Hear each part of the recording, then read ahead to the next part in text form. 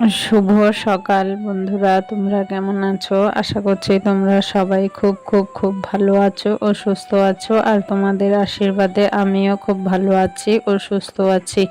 আর আজকে হচ্ছে সোমবার, আর এখন বাজে কিন্তু সকাল 6টা 10-15 বাজে। তাই এখান থেকেই কিন্তু আমি আমার ভিডিওটা শুরু করছি। আর উত্তর 24 পরগনা জেলার ছোট্ট একটা গ্রাম থেকে আমি প্রীতি আবারও কিন্তু তোমাদের সঙ্গে নিয়ে নতুন একটা সকালে চলে আসলাম, নতুন একটা ভিডিও। তা চলো তোমরা দেখো। আর আমি কিন্তু ঘুম থেকে উঠে আগে ফ্রেশ হয়ে নিয়েছি, ফ্রেশ হয়ে নিয়ে তারপরে হচ্ছে দেখো ঘরটা ঝাড় দিচ্ছি। আর ওইদিকে কিন্তু রান্নাঘরের টুকটাক কাজ করে তারপরে এই ঘরটা ঝাড় দিতে এসেছি। আর আজকে যেহেতু সোনার পরীক্ষা শুরু, সেই জন্য উঠেছি যে লেট করে তা না, উঠেছি প্রত্যেক দিনের মতো ওই যে 5:30টায় উঠি সেই রকমই কিন্তু উঠেছি। উঠে ধরো নিজের একটু ফ্রেশ হওয়া, তারপরে রান্নাঘরের যে রাত্রের বাসন ছিল সেই বাসন মাজা ও সমস্ত করে তারপরে রান্নাঘর ঝাড় দিয়ে কিন্তু চলে আসলাম এই ঘরটা ঝাড় দিতে। আর আজকে যেহেতু সোনার পরীক্ষা শুরু হচ্ছে সেই জন্য ওর সঙ্গে যেতে হবে বলে আজকে আর দুষ্টুকে স্কুলে পাঠাইনি। তাহলে কি হবে, ওর কিন্তু প্রচণ্ড কষ্ট হয়ে যাবে। ধরো ও সেই 10:30টার দিকে বাড়ি এসে আবার 11টার দিকে সোনাইয়ের সঙ্গে যেহেতু আমি যাব, আর আমার বাড়িতে যখন আর অন্য কেউ নেই তবে কিন্তু ওকে নিয়েই যেতে হবে। সেই জন্য ওর একটু কষ্ট হয়ে যাবে ভেবেই ওকে আর স্কুলে পাঠাইনি। না পাঠিয়ে ওকে কিন্তু ও এখনো ঘুমোচ্ছে। তোমরা দেখতেই কিন্তু পেয়েছো যে সকালবেলার কিন্তু এখনো বিছানা তুলিনি, ও ঘুমোচ্ছে বলেই বিছানাটা তুলতে পারিনি। আর সোনাই কিন্তু উঠে পড়েছে, সে 5টায় উঠে ও পড়তে বসেছে, যেহেতু পরীক্ষা বুঝতেই পারছো। ও পড়তে বসেছে। আর এদিকে সকালবেলা যতটুকু কাজকর্ম করার করে তারপরে দেখো চা করে নিয়ে চলে আসলাম এই ঘরে। এই ঘরে এখন দুষ্টু উঠে পড়েছে। আর হচ্ছে সোনাই আবার এই ঘরে এসে পড়তে বসেছে। আমরা যেহেতু ঘুমোচ্ছিলাম ও ওই ঘরে গিয়েই পড়ছিল। মানে ওই ঘর বলতে ওই যে আমাদের রান্নাঘরে একটা বিছানা আছে, সেই বিছানার বসেই পড়ছিল। যেহেতু লাইট জ্বালিয়ে পড়তে হবে, 5টার সময় তো ঘরের ভিতরে অন্ধকার থাকে, তাই না?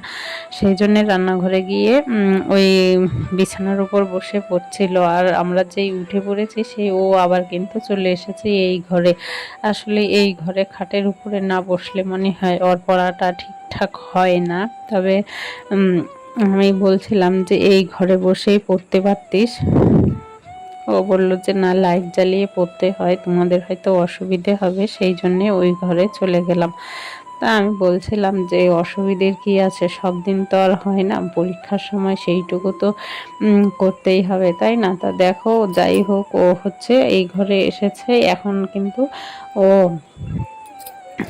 পড়তে পড়তে ও এখন কিন্তু একটু বাথরুমে গেছে। আর এখন এই সুযোগে আমি কিন্তু চলে আসলাম এই ঘরের বিছানাটা তুলতে। আর বিছানার চাদরটা না চেঞ্জ করে দিচ্ছি। আসলে ওই বিছানার চাদরটা 1 সপ্তাহ মতো হয় পাতা ছিল। আর যেহেতু একটু বৃষ্টি কদিন হয়েছে সেই জন্যে কিন্তু একটু স্যাঁতস্যাঁতে কেমন, বর্ষাকালে যে সমস্ত কিছু হয়, যে বালিশ বিছানার চাদর টাদর কেমন একটা যেন গন্ধ মতো হয় বা ধরো স্যাঁতস্যাঁতে টাইপের হয়, সেই জন্যে ওই বিছানার চাদরটা তুলে এই চাদরটা পেতে দিলাম। আসলে বিছানাপত্র যদি পরিষ্কার পরিচ্ছন্ন না থাকে তখন কিন্তু ভালো লাগে না, তাই না? শুতেও ইচ্ছে করে না, তখন কিন্তু একটা অস্বস্তি হয়। আর বিছানাটা যদি দেখবে পরিষ্কার পরিচ্ছন্ন থাকে, গোছানো থাকে, তখন কিন্তু নিজের মনের দিক থেকেও শান্তি মনে হয়, আর মনে হয় ঘরটা পুরো গোছানো আছে। আর যাই হোক, ওই যে দেখো যে বিছানার চাদর আর বালিশের কভারগুলো এনেছি, এনে সাপ দিয়ে তারপর কেচে নিয়ে চলে এসেছি। ওই যে বলছিলাম সকালবেলায় আবার দুষ্টু বলছি, সরি, সোনার সঙ্গে স্কুলে যেতে হবে, সেই জন্যে সকাল সকাল সার্ফ দিয়ে কেচে দিলাম। মানে ধরো 11টায় যদি বের হই তার আগে যতটা শুকিয়ে যেতে পারে শুকিয়ে যাক। আর এখন যেহেতু বর্ষার দিনের কোনো ভরসা নেই, সেই জন্যে ভাবলাম সকাল সকাল ধুয়ে ধুয়ে দেই, কখন আবার বৃষ্টি পড়বে মেঘ করে আছে, সেই জন্যে জলটাও যদি ঝরে যায় তাহলেও বারান্দায় বা ঘরে মেলে রাখলে শুকিয়ে যাবে। তা সেইটা ভেবেই কিন্তু আমি সকাল সকাল ধুয়ে মেলে দিচ্ছি বলতে পারো। আর এখনো কিন্তু অনেক কাজ বাকি সংসারের।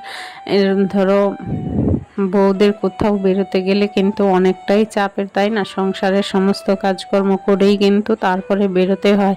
ধরো এই যে রান্না বান্না সকালবেলার কাজকর্ম, ওইগুলো তো আর বিকেল বেলায় করা যায় না, সেইগুলো কিন্তু সকালবেলার কাজ সকালবেলাই করতে হয়। তো জামা কাপড়গুলো কেচে দিয়ে দেখো চলে আসলাম হচ্ছে অনেক জামা কাপড় বারান্দায়, আলনার উপর, তারপরে এই খাটের উপর ছিল, সেইগুলোও দেখো আবার ভাঁজ করে করে সেই আলনার মধ্যে রেখে দিচ্ছি। যতটা সম্ভব রাখা যায় রেখে দেবো। আর এই 2-3 দিন হচ্ছে জামা কাপড়গুলো না একদম মোটে গোছানোই হচ্ছিল না, যেন সময় হয়ে উঠছিল না যে কিভাবে কখন গোছাবো।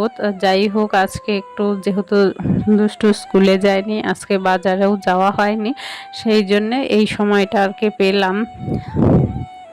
তা চলো আলনাটা গুছিয়ে নিই। আর তার মধ্যে কি জানো তো, যে আজকে স্কুলে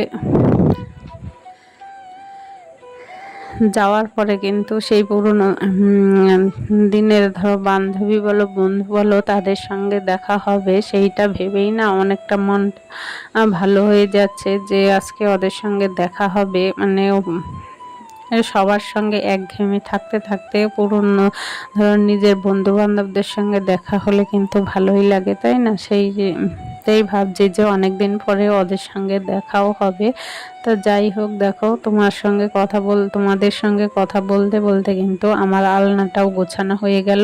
আর ওই যে বলছিলাম যে আমার রান্নাঘরেও কিন্তু একটা বিছানা আছে, এই যে দেখো বিছানাটা, এই ঘরে কিন্তু কেউ শোয় না, কিন্তু শোয় না বলাটা ভুল। আবার বাড়িতে যদি কোনো আত্মীয় স্বজন আছে তখন কিন্তু আমরা নিজেরাই শুই এই ঘরে। ধরো আত্মীয় স্বজনকে তো আর এই ঘরে দেওয়া যায় না, সেই জন্যে আমরা শুই, আর আত্মীয় স্বজন যেই আসুক না কেন খাটে শোয়। তা চলো, আর ওই দিকে কিন্তু আমার রান্না হয়ে গেছে। ভেবেছিলাম হয়তো রাস্তায় মানে পাড়ায় যে মাছ বিক্রি করতে আসে তারা হয়তো আসবে, তাদের থেকে 2টো মাছ নিয়ে রান্না করব। কিন্তু কি বলতো, দুর্ভাগ্যের বিষয় তারা আর আজকে আসেনি। কেন আসেনি বুঝতে পারছি না, মানে আমার যেদিনই প্রয়োজন হয় সেই দিনই হয়তো আসে না। তা যাই হোক, আর আজকে সোমবার, যেহেতু শ্রাবণ মাসের 3য় সোমবার, অনেকে প্রায় সবাই কিন্তু এই সোমবার পালন করে, তাই না? সেই জন্যেও হয়তো আসেনি। তা জানি না কি প্রয়োজনে, আমি জানি যে আমার প্রয়োজনে যেটা দরকার সেইটা ঠিকঠাক সময় মতো আমি পাই না। শুধু মাছ বলে কথা না, অনেক কিছুর ক্ষেত্রেই দেখেছি যখন যে জিনিসটার প্রয়োজন সেইটা কিন্তু আমি পাই না, পেলেও খুব কষ্ট করতে হয় সেই জিনিসটার জন্যে। তা যাই হোক, দেখো আমার রান্না কিন্তু হয়ে গেছে, আর সেরকম কিছু রান্না করিনি। পটল আলু ভাজা আর হচ্ছে মাছের ঝোল করার জন্য যে সবজিটা কেটেছিলাম সেইটাই একটু তরকারি মতো করেছি। সমস্ত কাজকর্ম করে এইবার কিন্তু চলে আসলাম সোনার স্কুলের ভিতরে তো ঢুকতেই দেয়নি। তাই এই যে ওর স্কুলের পাশে এই যে পার্কটা আছে, এই পার্কে কিন্তু বসে আছি। এইখানে এসেই কিন্তু ওই যে বলছিলাম বন্ধু বান্ধবদের সঙ্গে দেখা, তা ওদের সঙ্গে দেখা হলো, অনেক গল্প হলো। আর একজনের জানো তো সেই দুঃখের কথাই বলতে পারো, যে পালিয়ে বিয়ে করার পরে না মানুষের তখন মনে হয় যে এই যে পালিয়ে বিয়ে করাটা সেটা একটা জীবনের বড় ভুল। তা সেই রকমই একজন বন্ধু বলো বান্ধবী বলো যাই হোক, সেই জীবনের ধরো কাহিনী বলতে পারো, ঘটনা বলতে পারো, সেইটাই শেয়ার করলো। শুনে খুব খারাপ লাগলো জানো তো। আর সেইটাই বলছিল যে পালিয়ে বিয়ে করাটাই ওর জীবনের সব থেকে বড় একটা ভুল হয়ে গেছে। তা কি আর করা যাবে বলো, সেই জন্য চিন্তা ভাবনা করে কাজ না করলে এইরকমই হয়। শুনে খারাপ লাগলো। যাই হোক, গুড ইভিনিং বন্ধুরা। দেখো স্কুল থেকে এসে কিন্তু খাওয়া দাওয়া করে একটু শুয়েছিলাম। শুয়ে তারপরে বিকেলবেলার যে সমস্ত কাজকর্ম থাকে সেই সমস্ত কাজকর্ম করে সন্ধ্যে দিয়ে দেখো চা করতে চলে এসেছি। চাও হয়ে গেছে আর ওইদিকে হচ্ছে দুষ্ট সোনার জন্য দুধ হরলিক্স করে নিলাম। আর একটা ওই যে বিস্কুট আছে, ওরিও বিস্কুট, তো সোনাই বিস্কুট খাবে, ও মুড়ি খায় না, মুড়ি এমনি বিস্কুট কিছুই খায় না, ওর জন্য বিস্কুটটা নিয়ে নিলাম। আর আজকের ভিডিওটা এই পর্যন্ত।